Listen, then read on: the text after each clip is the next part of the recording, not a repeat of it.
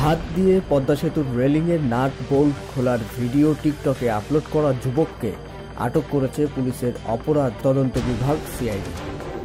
26শে June রোববার রাজধানীর শান্তিনগর এলাকা থেকে তাকে আটক করা হয়েছে। আটক যুবকের নাম বাইজিদ তালহা।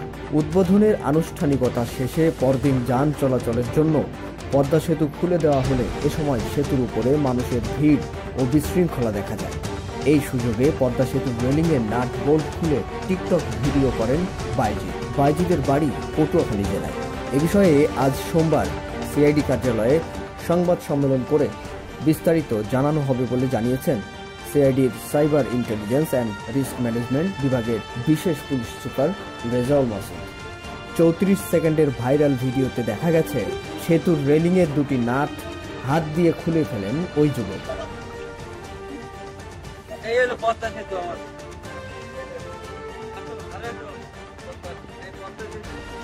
এ সময় পাশ থেকে আরেক ব্যক্তি বলেন, ভাইরাল কইরা ফেলায়েন না।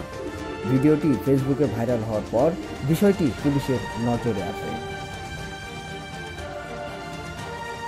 শাহরিয়ার আহমেদ, আনন্দ টিভি, ঢাকা।